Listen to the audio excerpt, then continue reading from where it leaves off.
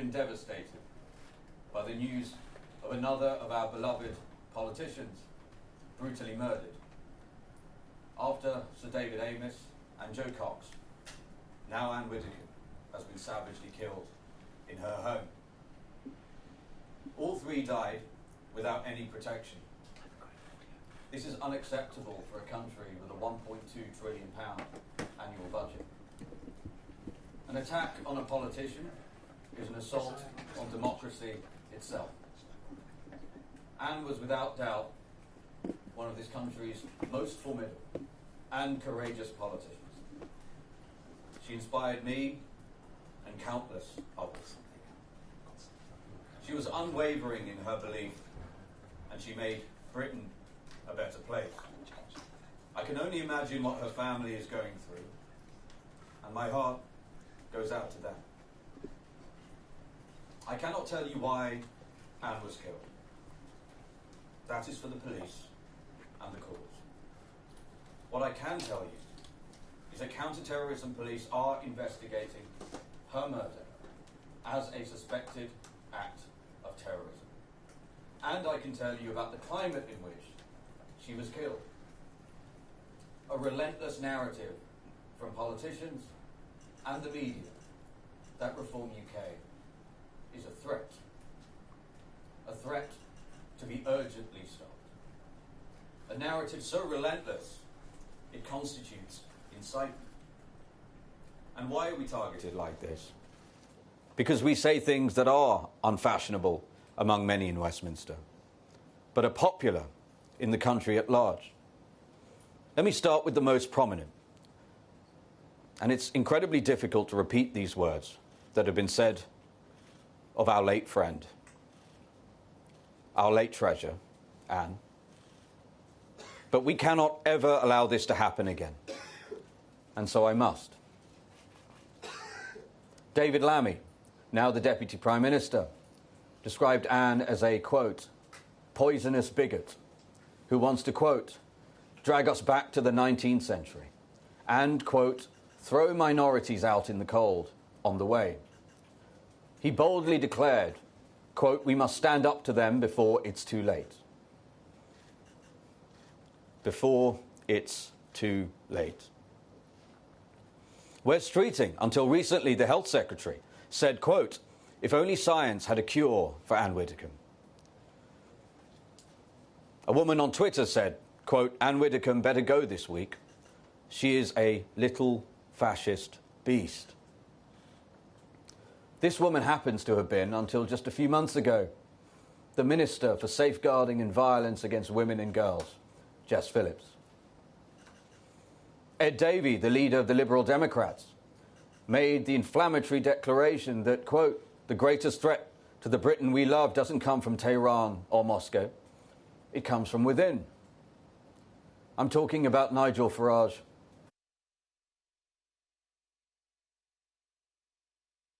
People with poison on British soil. The Iranian regime has attempted multiple terrorist attacks on British soil. Is it any wonder, with such rhetoric relentlessly levelled at reform, that some may be moved to try to eliminate that supposed threat through lethal violence? Lisa Nandy, Labour's Culture Secretary, was asked whether Reform were fascists. She responded, quote, if it walks like a duck. The chairman of the Conservative Party likened Reform to Nazis. Instead of sacking him, the leader of the Conservative Party said he was, quote, being funny. Ms Badenoch, nothing about comparing anyone at Reform to Nazis is funny. Keir Starmer described Reform policies as, quote, racist and immoral. Wes Streeting insisted that Reform was dangerous, nationalistic and, quote, using propaganda reminiscent of the 1930s. And Lucy Powell described Mr Farage as, quote, a threat to democracy. Look, these are a tiny fraction of countless examples. And keep in mind that the views Reform UK espouse are anything but niche. Our party has led over 350 national opinion polls in a row. And then there's the media. In the run-up to the 2024 general election, the BBC was forced to apologise to Richard Tice for calling reform far-right. Just a few weeks ago, the BBC had to apologise to Nigel Farage for falsely claiming he said people should respond to the body cam footage of Henry Novak's murder with, quote, white cold rage. And the aftermath of Anne's death only serves as an appalling case study of the trends that I am describing. It was on the morning of the 10th of July that we learned of the devastating news that Anne Widdecombe had passed away. 9 hours then passed before we discovered it was being treated as murder. During those hours, some in the media appeared gleeful. Adam Bolton appeared on Sky News, referring to Anne as a spinster and an old maid. Peter Tatchell called her a bigot. This was after they learned she was dead. After arresting and releasing a man, the police then arrested a 28-year-old man who lived in South Yorkshire. By Saturday night, we knew that Anne, a high-profile Reform UK politician, had been murdered, and the chief suspect was a man who had driven over 300 miles to her house. We knew that nothing had been stolen. Yet with all this in the public domain, the police, the authorities and the media repeatedly appeared to all but rule out the idea that this could be a politically motivated attack. On the 12th of July, the BBC ran the headline, "Police say no suggestion of political motive in Anne Widdecombe killing after new arrest." That same day, The Guardian's headline was, quote, "Nothing to suggest Anne Widdecombe death politically motivated." Now, at this stage, it was obvious something was not adding up. Reform MPs were devastated with grief for the loss of their friend, rocked by the shock of the brutality of her murder. But candidly, they were also fearful. Fearful for their lives, fearful for the lives of their families. And when Nigel made the obvious point that he could see the attack was premeditated, a possibility any serious person had to confront, the media hounded him for it. The Guardian ran the headline, "Police warn Widdecombe murder speculation is unhelpful and distressing." The Times worked with a former Tory MP to run the headline, "Nigel Farage accused of using Anne Widdecombe's death as propaganda." Former Conservative Party leader Ian Duncan-Smith took the opportunity to condemn Nigel, declaring, quote, "Anne's death is not an Agatha Christie novel."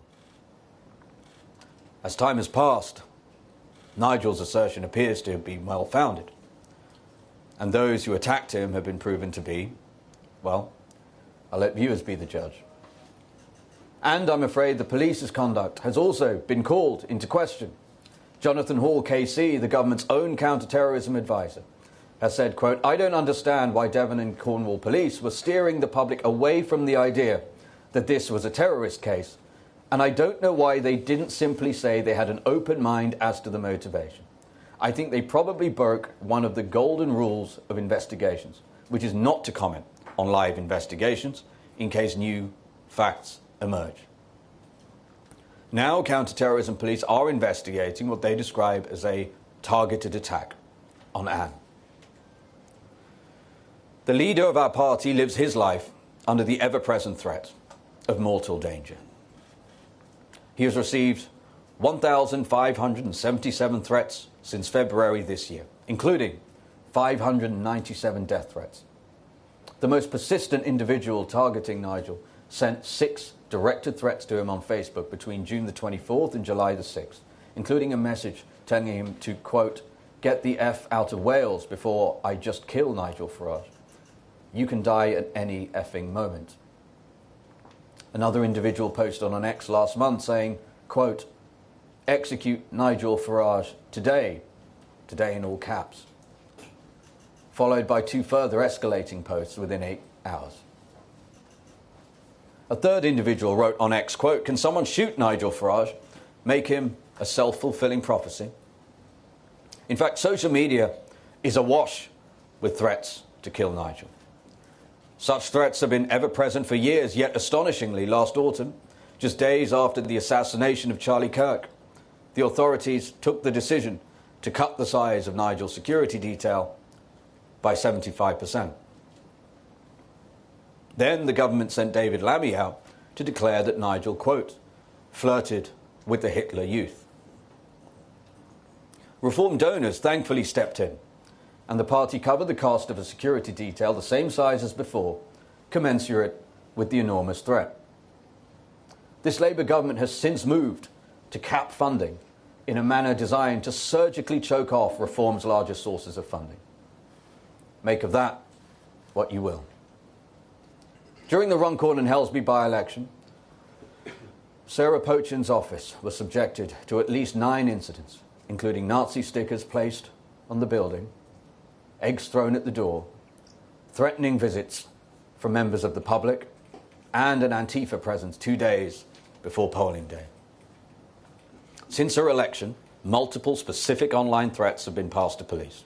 The most serious current threat comes from militant transgender activist group Bash Back, that has a published direct action guide explicitly targeting MPs who speak on gender issues. The guide instructs supporters to identify targets and, quote, hit repeatedly until they desist. Hit repeatedly until they desist. Dame Andrea Jenkins, the Reform Mayor for Lincolnshire, has received regular death and rape threats.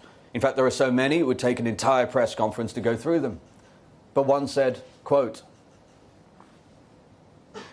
I hope your little boy is molested and raped by refugees, and Hamas will come after you.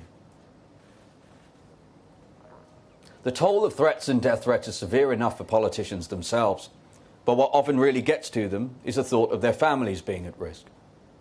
Whatever the dangers, however unfair, the politician makes the choice to thrust themselves into the public eye. This is not the case for their partners and their children. And it is in this context that a few weeks ago, an extremely worried father begged the editor of The Times not to publish a photo of his daughter's home. Thanks to modern AI tools, the photo would make locating a home as easy as a Google search for those who sought its location. And as I've laid out, there are far too many who would. Despite the pleas of this concerned father, The Times published the photo of his daughter's house anyway. The name of that concerned, now devastated father is Nigel Farage. What possible public interest could there be in publishing a photo of Nigel's daughter's home? Days later, as Nigel Farage returned from America, he was met at the airport by a camera crew sent by Sky News. And this came shortly after Nigel's daughter's home had been approached by Sky. The very thing he feared, the very thing he begged the Times to prevent from happening, was coming to pass. His response was a terse exchange with the reporter. And even then, the media and the political class rounded on him. A columnist in The Guardian insisted Mr. Farage was, quote, clearly rattled, and that a man had, quote, exploited race as a populist issue, coded as immigration, was on his, quote, last fling. The Mirror insisted Mr. Farage was, quote, rattled. A Conservative MP insisted he was, quote, rattled. Notice the same word deployed simultaneously across newspapers and parliamentarians. Well, what you saw in that video was indeed unusual for Nigel. He was not his normal, composed self. But that was not a man who was rattled. What you saw in that footage was the righteous anger of a loving father who, having received 597 death threats since February, was worried sick about his daughter, whose safety had been put in jeopardy for no good reason at all by the Times. The fact is this: many politicians and members of the media are effectively stopping the function of democracy by creating an environment of such hostility for reform and making it unpalatably dangerous to air perfectly reasonable views. That needs to end. Those who question Nigel Farage's need for security should stop. Politicians from other parties are perfectly entitled to disagree with our policies and criticise them. They are, of course, free to criticise us. But they must stop equating us to murderous regimes that butchered tens of millions of people and committed some of the greatest horrors in history. The media should prosecute their role in holding all politicians to account, without stooping to endangering them or their families. And we must now ask ourselves if we wish to be a country which has a functioning democracy. Reform believes in Britain. We believe without a functioning democracy, there is no Britain. Now, for us to have one, politicians must be free to argue their opinions without fear of being murdered for them. Just as Sir David Amess was. Just as Joe Cox was. And now our dear Anne has been killed in her home. Enough is enough. I do not want to see politicians, regardless of party, fearing for their lives for speaking their mind. I do not want to see the hounding of families, the publication of their homes. I do not want to see another politician killed in this country. I do not want to see what happened to Anne happen ever again. This has to stop. I will close by announcing a new reform policy. If Reform win the next general election, as Home Secretary, I will ensure that all members of Parliament, of all parties, are provided with round-the-clock protection. We will also allocate significant new resources to protect former politicians still active in public life. No matter how much I, Nigel, Richard, or anyone else may disagree with your views, if you are an MP, you must be able to air them without fear. An attack on one politician is an assault on our democracy itself. Knowing Anne as I did, I know she would agree. Thank you. Okay, let's move to some questions. The first one comes from Olivia Utley,